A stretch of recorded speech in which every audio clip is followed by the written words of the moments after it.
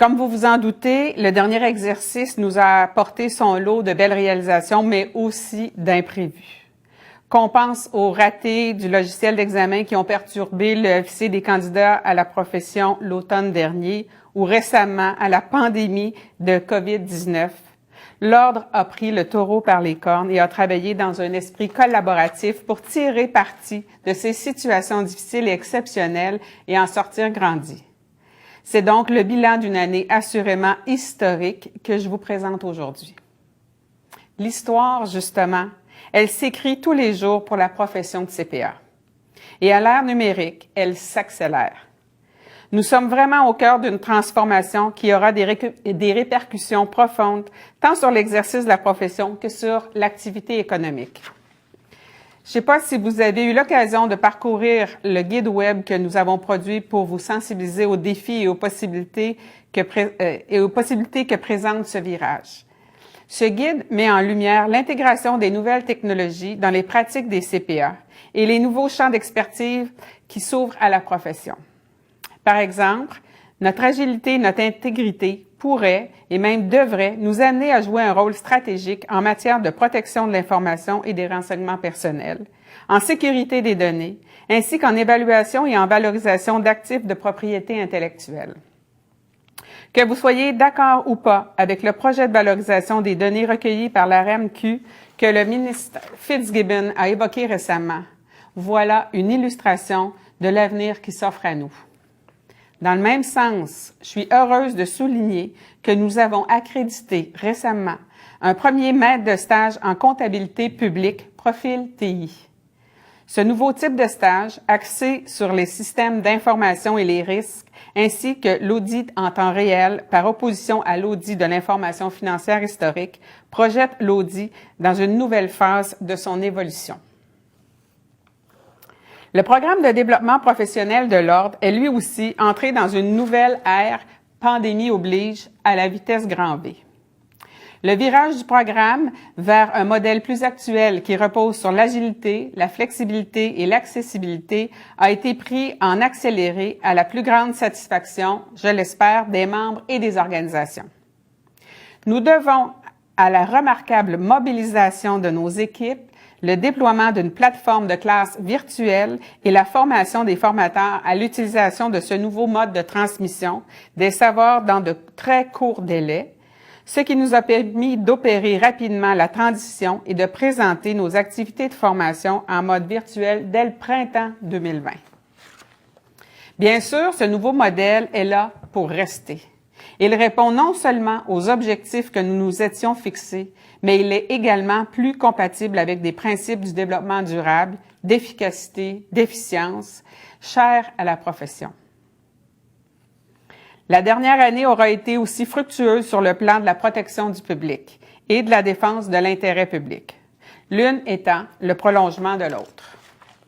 L'an passé, je vous avais parlé de la refonte du Code de déontologie des CPA. Les discussions vont bon train avec l'Office de la profession. Considéré comme étant particulièrement novateur, le projet suscite des questionnements de la part de l'Office qui doit en approuver le contenu. Nous nous activons à apporter les ajustements requis en nous assurant qu'ils seront applicables et compréhensibles pour tous. En parallèle, nous poursuivons l'élaboration d'un guide d'application du futur code qui contiendra des exemples et des mises en situation permettant à chaque CPA de s'y retrouver, quel que soit le contexte de sa pratique. Par ailleurs, l'amélioration de nos processus d'inspection professionnelle et de vigie de la pratique professionnelle a permis de resserrer les mécanismes de protection du public et, par ricochet, le dépistage des membres dont le niveau de compétence pourrait représenter un risque en termes de protection du public, encore et toujours une priorité numéro 1. La maltraitance financière est très certainement un des enjeux de société qui conjugue le mieux la protection du public et la défense de l'intérêt public. Bien sûr, sa nature même en fait un champ d'intervention naturel pour les CPA. L'Ordre s'est donc prononcé sur le projet de loi 18 portant sur la protection des personnes vulnérables et qui a notamment donné suite à notre proposition d'inclure l'information protégée par le secret professionnel dans les renseignements auxquels un assistant au majeur désigné par une personne en perte d'autonomie pourra accéder. En vertu des nouvelles dispositions législatives, les personnes chargées d'un mandat de protection auront l'obligation de faire une reddition de compte avec ou sans l'aide d'un CPA. Comme nous le faisons systématiquement lors de notre expertise,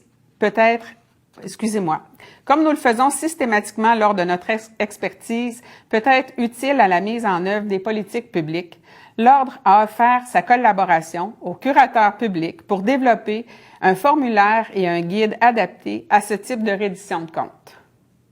Que ce soit dans l'exercice de notre profession ou de notre vie personnelle, nous sommes en quelque sorte des sentinelles à même de dépister et de dénoncer les situations de maltraitance financière dont les personnes vulnérables peuvent être victimes. Étant donné que, contrairement aux autres intervenants du secteur financier, nous avons la particularité d'être assujettis au secret professionnel, nous devons avoir des outils adaptés à notre disposition. Nous travaillons donc étroitement avec le Centre de recherche et d'expertise en gérontologie sociale, mandaté par le Secrétariat aux aînés, pour développer une formation destinée spécifiquement au CPA. Dans le même esprit, l'Ordre a obtenu l'assurance d'être consulté sur la mise en œuvre de la réglementation découlant de la loi qui a actualisé certains aspects de la gestion des copropriétés et plus particulièrement sur les états financiers des copropriétés et l'information financière et de gestion communiquée aux copropriétaires et aux futurs acheteurs. Sachant que la copropriété est le mode d'habitation de près d'1 Québécois sur 3 et que la gestion des copropriétés souffre de failles majeures, l'Ordre ne ménagera aucun effort pour outiller les administrateurs et les copropriétaires afin de mieux les protéger. Les lacunes du grand public en matière de littératie financière sont probablement l'une des causes sous-jacentes tant de la maltraitance financière que des défaillances de la gestion des copropriétés. C'est pourquoi la profession s'investit de plus en plus pour démystifier les chiffres et les mettre à la portée du plus grand nombre de personnes, que ce soit en faisant équipe avec l'Ordre des conseillers en ressources humaines agréés pour offrir des ateliers de littératie financière sur les lieux de travail, en élargissant sa collaboration avec le réseau Biblio de la Mauricie à celui des autres régions du Québec et en se mettant au diapason des entrepreneurs et des PME. L'intérêt public commande parfois que la profession prenne position et mette de l'avant des propositions qui s'appuient sur son expertise. Encore cette année, nous avons insisté sur l'importance pour le Québec de nommer un directeur parlementaire du budget afin de donner un avis impartial sur les politiques économiques et budgétaires du gouvernement. Comme c'est déjà le cas au fédéral, nous avons également recommandé que le Québec produise des projections économiques et budgétaires à long terme afin d'évaluer sa capacité à maintenir pour les générations futures le même niveau de service public qu'aujourd'hui. Il semble bien que nos appels aient enfin été entendus puisque le projet de réforme parlementaire présenté en février dernier contient des propositions en ce sens. Plus récemment, le projet de loi visant à faciliter la relance économique nous a incité à rappeler au gouvernement que les valeurs et les principes défendus par la profession de CPA sont garants de l'efficacité optimale de l'action gouvernementale et que, par conséquent, la relance ne doit pas se faire au prix d'un relâchement des règles de saine gouvernance, des garde-fous antifraude et anticollusion, de la transparence et des mécanismes de reddition de comptes. Nous serons bien sûr attentifs à la nouvelle mouture du projet de loi que la ministre Lebel doit déposer sous peu. L'équité et la justice fiscale sont aussi de ces principes défendus par la profession comptable. Il allait donc de soi que l'Ordre participe à la consultation sur la transparence corporative et privilégie une approche aussi globale que possible. Convaincu qu'une plus grande transparence est aujourd'hui un facteur d'attraction pour les sociétés et les investisseurs sérieux. Sans pour autant remettre en cause notre appui à la volonté clairement affirmée par le gouvernement de mener des actions courageuses et décisives en faveur de l'équité et de la justice fiscale, nous avons aussi le devoir de l'inviter à circonscrire, dans certains cas, les pouvoirs discrétionnaires que Revenu Québec et à préciser la portée des dispositions législatives qui prêtent à interprétation afin de ne pas pénaliser injustement des contribuables et des conseillers de bonne foi. C'est ce que nous avons fait dans le cadre de l'étude du projet de loi 42. Enfin, nous nous réjouissons de l'avènement imminent de la médiation fiscale qui est sans aucun doute la voie à privilégier pour réduire le déficit informationnel qui pénalise le contribuable dans ses interactions avec l'Agence du revenu et qui marque un nécessaire changement de culture, tant au sein du système judiciaire que de l'Agence de revenu Québec. Notre vigie de l'activité législative a été payante puisque la nouvelle mouture du projet de loi qui entrera en vigueur prochainement reconnaît en toute logique l'expertise des CPA en matière fiscale et confie à l'Ordre la responsabilité de définir les normes d'accréditation de CPA médiateurs compétents. L'inclusion et la diversité n'attendent pas les manchettes de l'actualité pour se matérialiser dans la profession de CPA. À commencer par la campagne publicitaire pan-canadienne qui a mis de l'avant les portraits de 7 authentiques CPA, dont le Québécois Alexandre Ferreira Silva. Présentés sur diverses plateformes, ces portraits sont révélateurs du vrai visage de la profession d'aujourd'hui et de la diversité, de la compétence et de l'esprit novateur qui font sa réputation. Personnifiés par Marie-Samuelle Constant, Joshua Feyer, Lucas Vavougios et Claudia Marie Charbonneau, le visage des 40 000 CPA du Québec a pris, lui aussi, l'allure de leaders inspirants, engagés, ouverts et motivés, qui mettent leur savoir-faire en application dans d'innombrables secteurs d'activité.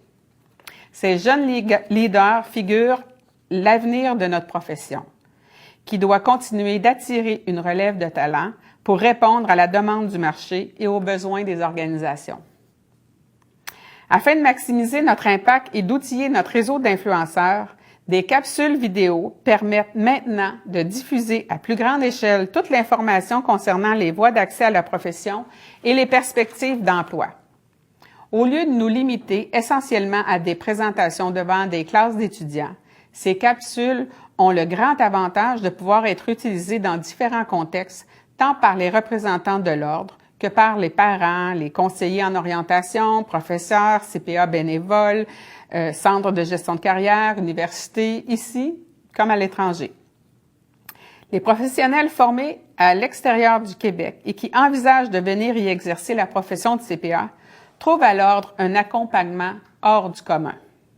C'est d'autant plus vrai que grâce à la participation financière du gouvernement du Québec, nous avons lancé en décembre 2019 un microsite visant à optimiser l'évaluation des compétences et des acquis expérientiels des professionnels comptables formés à l'étranger. 6 mois après son lancement, le microsite avait reçu 1200 demandes d'évaluation en provenance de 42 pays, de l'Allemagne en passant par le Pérou, le Mali et Madagascar. Mieux encore, si ce n'est déjà fait, 110 demandeurs entreprendront sous peu leur cours de mise à niveau. Le microsite continue d'évoluer depuis son lancement. De toutes nouvelles fonctionnalités permettent maintenant de raffiner l'analyse des dossiers des demandeurs qui ont une expérience significative en comptabilité de manière à les exempter éventuellement de certains cours préalables et de composantes du programme de formation professionnelle, alors que le développement de formation d'appoint modulable et accessible à distance est en cours. Je le dis en toute humilité, nous sommes particulièrement fiers de cette réalisation, qui fait de l'Ordre un pionnier en la matière et qui inspirera sans doute d'autres professions à nous emboîter le pas pour faciliter l'intégration des professionnels formés à l'étranger aux professions réglementées et simplifier le processus de reconnaissance de leurs acquis expérientiels. Alors que l'exercice 2019-2020 s'achevait, l'Ordre a été parmi les premiers employeurs à fermer ses bureaux et à réorganiser ses activités au rythme de la pandémie de la COVID-19. Malgré la rapidité avec laquelle nous avons dû délocaliser toutes nos opérations, nous avons nous-mêmes été étonnés de constater à quel point nous étions préparés à réagir à une telle urgence. Comme plusieurs organisations, nous avons dû faire preuve d'agilité, prendre des décisions rapidement dans un contexte de grande incertitude. être pertinent dans de nombreuses communications et interactions avec nos membres et répondre présent pour tous nos parties prenantes. Le défi était de taille et nous sommes très fiers de pouvoir affirmer qu'il a été relevé haut la main par toute l'équipe permanente et qui a encore une fois fait preuve d'un incomparable engagement, d'un esprit d'équipe exemplaire et d'un professionnalisme très rare. Merci à chacun de vous d'avoir redoublé d'efforts pour que notre ordre puisse accompagner efficacement les CPA et tous les Québécois durant la crise sans précédent. Nos remerciements vont également à nos bénévoles qui donnent leur temps sans compter pour faire avancer et rayonner la profession. Portée par le dynamisme, le jugement et l'intégrité de ses 40 000 membres, la profession s'est révélée forte, essentielle et pertinente dans l'adversité. Notre mission est de faire en sorte qu'elle reste une profession sur laquelle on peut compter et avec laquelle il faut toujours compter. Ça, c'est un petit jeu de mots pour un bon CPA. Vous qui assistez aujourd'hui à ce rendez-vous annuel, je vous remercie beaucoup de l'intérêt porté manifestement au devenir de notre profession. Votre fierté est garante de son avenir et de son épanouissement.